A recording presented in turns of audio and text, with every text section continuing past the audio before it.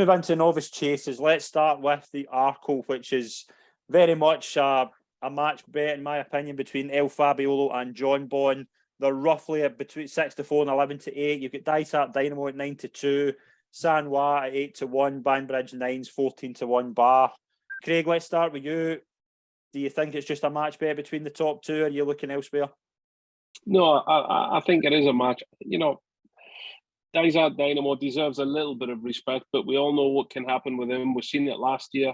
He can boil over. He's a handful to try and keep in check. He's a bit of a tearaway on the front end. Cheltenham may help him, may settle him a little bit, but I'd be worried about the preliminaries for him. John Bon, El Fabiola, there's nothing between them in the market. They're hard to split. It's a toss of a coin, really. You look back to Aintree when they met last year in a graded novice hurdle for some clues. El Fabiola made a mistake, or got hampered rather, 2 out. Had every chance, though, to get by John Bon. John Bon stuck his neck out. He's a tough little horse, John Bon. I think Warwick would have done him the world of good. A lot of knockers from Warwick, because, you know, when the Skelton horse went took 3 or 4 lengths out of him, but he didn't panic, Aidan Coleman, and you know, he picked them up very easily in the end. A lot has been made the fact that he jumped slightly to his right. That wouldn't concern me. Look, they're hard to split. They're very, very hard to split. The angle for a bet might be betting without both, which there will be markets nearer the day, because Dysart Dynamo, for me, could burn himself out of third place. So there could be value to be had in that market. But for a pick, it would be John Bon. It would be a pick, because it wouldn't be a bet at the prices. So John Bon for Craig. Mark, I think this is very interesting, that the fact that when you've got the best of the Irish and the best of the British, it's usually Cheltenham that it's the first time they compete against each other. But these two have obviously met at Aintree, where John Bon just edged out El Fabiolo. Do you think that race will be? Do you think that race is a telling point here, or do we think both have improved since then? I think both have improved. I think John Bon's improved for a fence, but El Fabiolo was so inexperienced. But people will say that John Bon had been to Cheltenham before, so you can even that up as well. You look at last time out, I wasn't impressed with John Bon. I know there's two different camps in that. I didn't like his performance last time. It would put me right off him. In fact, I'll tell you the truth. I backed John Bon at 10-1 after Aintree. I laid the whole lot off after Warwick.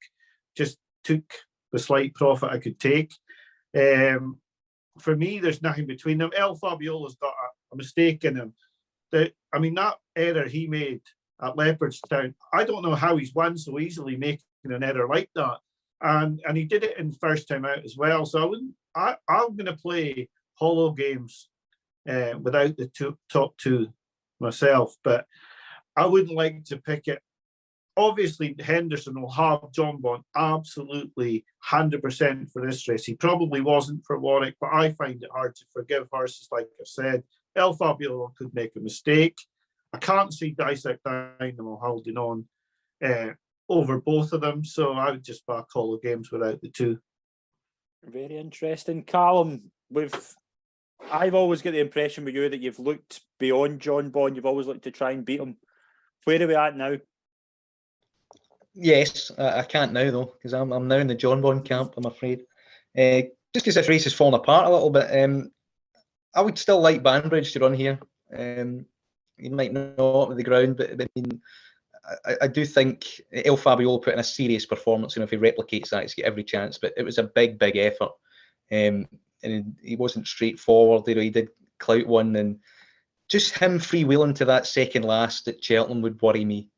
I think it's a bit of a bull in a china shop at the moment. And I just think with Dysart Dynamo at the front, I think John Bon has been half fit all season. You know, dossing about against pretty average horses here that are beating each other, and I just trust Nicky Henderson to get him right. He's the same age, brother to Duvan. He's the same age to that Simmonsig was when he won it. Altior won it at 7. Shishkin won it at 7. He's not at the level of that horse yet, but he just could be with a truer pace.